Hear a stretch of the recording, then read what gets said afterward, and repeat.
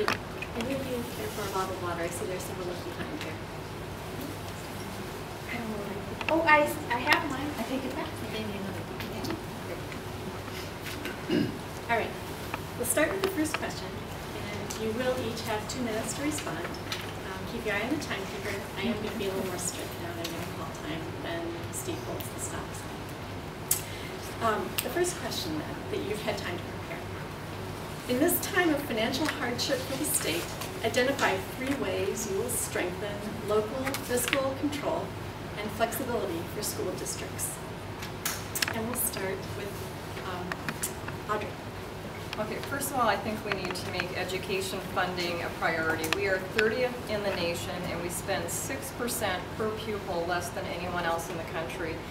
Our funding needs to be stable, predictable, sufficient, and fair. Borrowing from the schools and calling that balancing the budget, in my opinion, isn't balancing the budget, and that's one of the things I would like to fix when I get elected. We need to get back to state funding and local control, like we had in the first Minnesota Miracle. Therefore, I support the second Minnesota Miracle. That was, again, the voting was blocked on that, is my understanding. I hate the fact that we force our school districts to beg for money. No other entity has to do that. And I think it is a waste of resources and a waste of voter goodwill, and I'd like to see us put our time and energy into doing other things. Now, the third thing I want to focus on is not so much what I can do, but what all of us need to do, including me.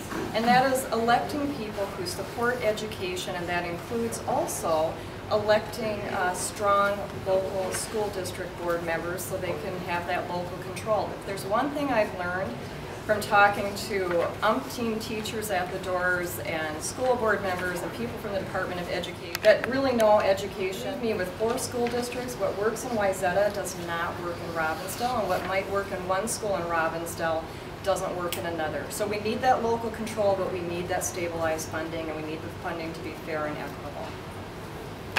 Thank you. Representative Anderson. Thank you. I have voted in the past to correct the funding inequities that we have when it comes to education funding. I looked up the numbers before I came here, and just for the Hopkins School District alone, you're getting $10,301 per student versus Minneapolis that's receiving over $12,000 per student.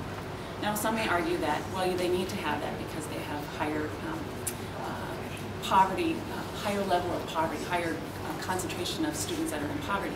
But what happens when that student decides to move out of that school district and comes to Hopkins, or to Robbinsdale, or to Osseo, or Wayzata?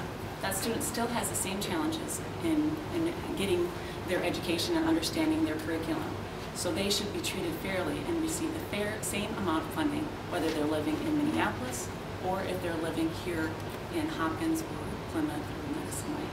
So I think that's just a basic fix that we need to make right off the bat. Second, in this last legislative cycle, I supported efforts to allow school districts in this economic times the flexibility to use their staff development money into their general fund.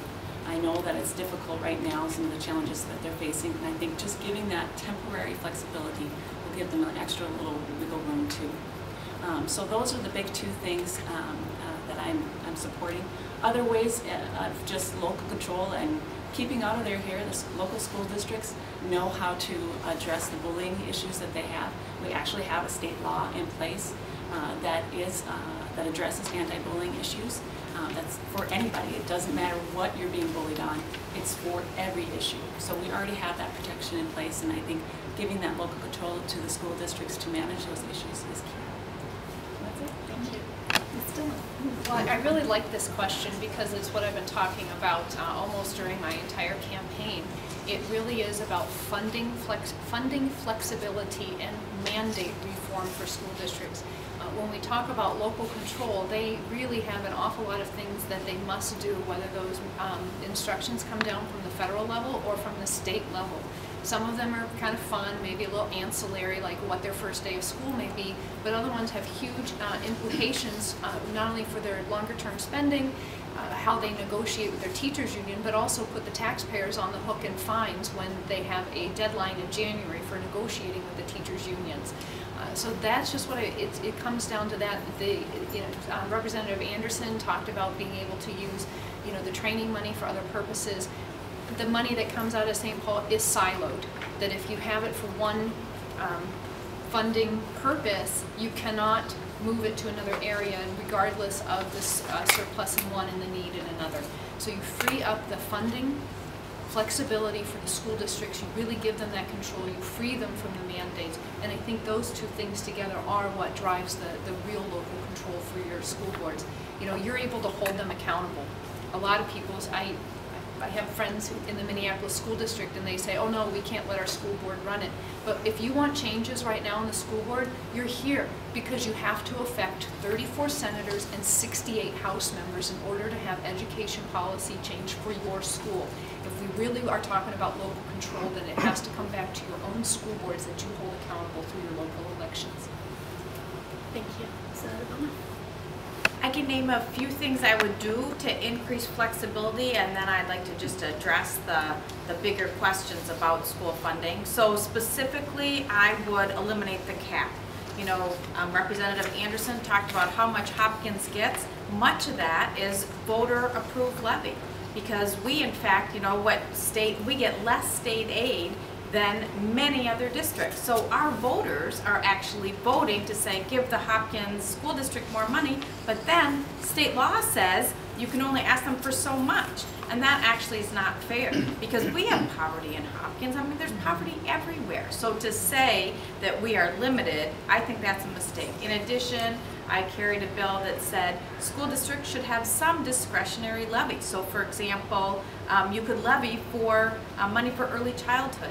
I'm very concerned about early childhood. We have yet to have a strong funding emphasis around early childhood.